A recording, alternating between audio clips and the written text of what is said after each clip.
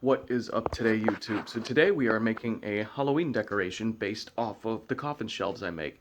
So it's a little dark in my living room, but that is a coffin shelf I made for my wife, and I actually stenciled it with some spider webs, and it's got LEDs in it. So here's a quick photo of what it looks like with LEDs. So the few things I want to hit on this is I want it to be an outdoor coffin. It's going to be miniature, stand up. It's going to have a skeleton inside of it. I'm going to dress the skeleton up like Alice Cooper, who is a rock artist who's been rocking it since like 67. My dad's been a fan of his since like the 70s, and I've been a fan of him since I can remember because of my father. So we're going to dress him up, put a little wig on the miniature skeleton, a top hat, paint his eyes, and hopefully it'll come out looking pretty cool. So the whole idea behind this is that my dad is a huge fan of Halloween, and I just want to do this as a gift for him. But there's a few things that this has to have. It has to have solar lights, because my dad is a diehard solar light fan, and I don't know why, but he is. But I also need certain things in this project, like I need drains in it. Because if it fills with water, well, you don't want the water sitting there, so I gotta install drains. So we're gonna get started on this. We're gonna build the outside shell first, then we're gonna work on some solar light wiring. So let's get started, guys. For anybody who is curious, this is the cut list for this. If you're wondering why these angles don't make much sense, it's pretty much just because this is how the miter saw cuts them specifically. If you wanted to cut them on a table saw, I'm sure it's the same. But you got to remember this is 20 degrees on this side and on this side. So there's actually 6 different angles to this coffin. So take it as it is. Here's the measurements.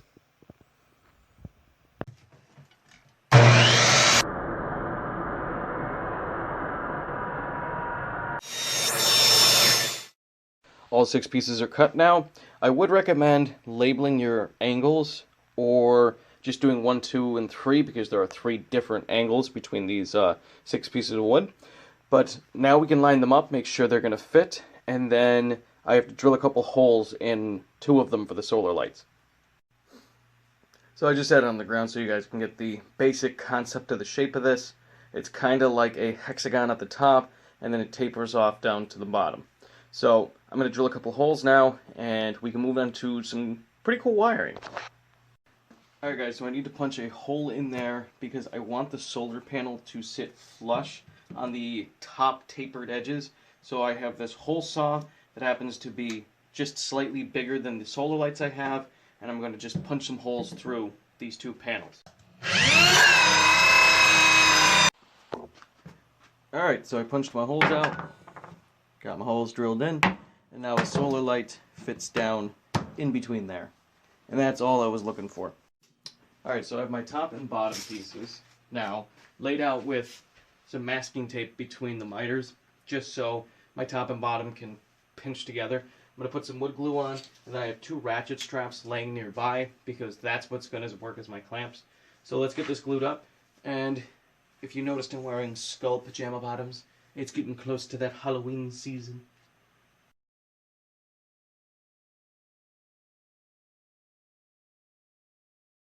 While that's drying, I am going to mix these 2 products. So I was curious, I went on Amazon and I looked. The cheapest colored solar light I could find was about $10 a piece. I'm sure you can get them for $5, but I'm going to only be using half of this product and all of this one, or I guess most of this one. So pretty much I would say I'm going to get a red colored solar light for $1.50. So let me show you what I'm going to do. So this is the red I'm talking about.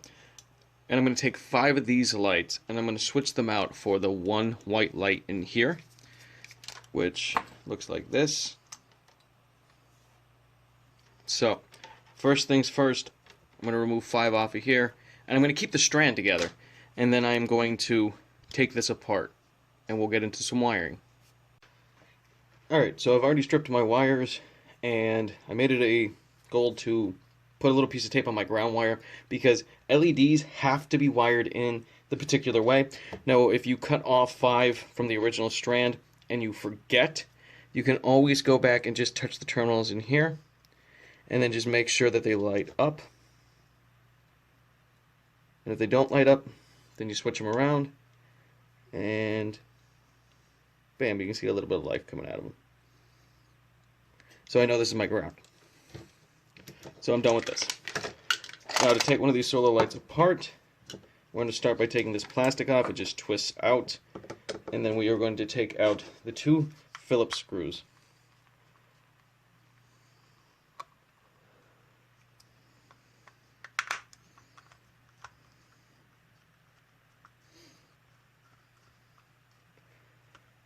Now this whole procedure is a little bit delicate, but not much. So you're going to give this a slight tug, but you don't want to pull it too hard because you will rip the wires on the inside.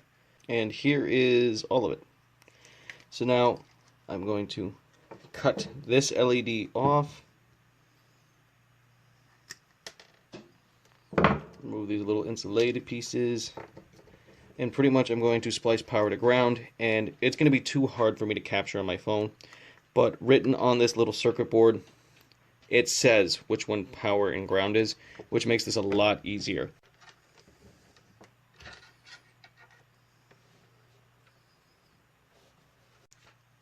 Alright, so I have my connections soldered. I'm going to bend them back together a little bit because I bent them away from each other a hair. But you need them back close to each other just to feed back through here. And that's what I'm going to do now, is take my end and I'm going to feed it through the hole that the original LED went through. And this is kind of a little annoying process. You kind of got to pull it through, pull it back a little bit, pull it through, pull it back as you feed each individual light through. But honestly, it's not that big of a deal. And this is the 4th solar light I've wired like this. Alright YouTube, so I've actually been working without you guys. I do apologize, but I got this painted. I made some cross members. Now if you're wondering how I made these, all I did was take a piece of wood and put it on the back side, mark my angles on the inside, and I cut 5 of these supports. There's 1 on the back side on the top, 1 on the back side in the middle, 1 on the back side in the bottom, and then for the face of it, 1 at the bottom, 1 a little bit below the center, because this is the area you'll actually be looking and seeing.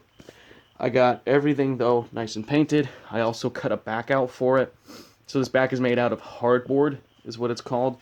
Now, my face and my back are actually be made out of different things, but there's no reason for you guys to do that. If you buy one material, you might as well use it. Just because of the price of wood going up, I've decided to try to use up everything I have personally. And the way I made the back is the same way I made the supports. I laid down the outside shell on the piece of hardboard, and then I carved it out. Now I'm going to screw it into place, and we can move on from there. Now this is my base. This is what this is going to sit on. Actually, the other side, this is the bottom of it. I have these treated pieces of wood. They're going to go around each corner. So this doesn't sit completely on the ground, and the only thing touching the ground is treated wood. So hey, it's good to have scraps lying around. I also have these dowels, and if you notice, I punched little holes with a Forstner bit here. These will be the stakes that slide into the ground. So I made 2 of them. We're going to put this together, and then all of this can get painted. So this is what my bottom looks like. We're now ready to take on the vampires for Halloween. But I used 1-inch screws here so nothing came through the face, and I used 1 5/8 screws here so there's a decent bit of metal coming up through these little stakes that will stick in the ground. Now this is ready for paint, and I left some gaps here for a reason, because my drain tubes will have to route out somewhere. So, and that's the whole purpose of these, so that this doesn't sink down too far and pinch the tubes. So I'm going to paint this now, and then when we come back, we'll probably be installing the drain tubes. Alright, so I got my base mounted on. All I have is 3 screws holding it in. I drilled my holes, and my drain tubes are now in. I'm going to leave these long until I know where my father's putting this. I got a couple of screws to help hold them down, and then I just glued them in place, and this should drain the water out of it. Probably not all of the water, but a decent bit of it. And once my glue's dry, I'm going to touch up some of the black from the holes I drilled. So this is the type of wood I'm going to be using for the frame of this. And I'm going to section this off into 3 pieces. One being right here, one right here, and then one from here down. And then this will be the open section you will actually be able to see in. The reason I'm doing it like this is to hopefully hide portions of the solar light so they don't stick out like a sore thumb.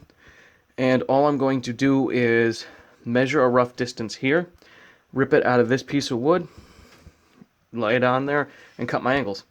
Do that twice, and then I got a little idea for the centerpiece. So let's get the sides cut. The sides are now cut. All I did was, like I said, trace this shape onto that piece of wood over there, cut this out with a jigsaw, and then sand these flush. But now this gives me my measurement for the center. So I'm going to cut that piece, and what I'm actually going to do is cut it a little longer than I need it and break it to make it look like the skeleton inside is busting out. So hopefully that'll look cool, and hopefully I can keep it broken while it's not super sharp. So let's see how that works.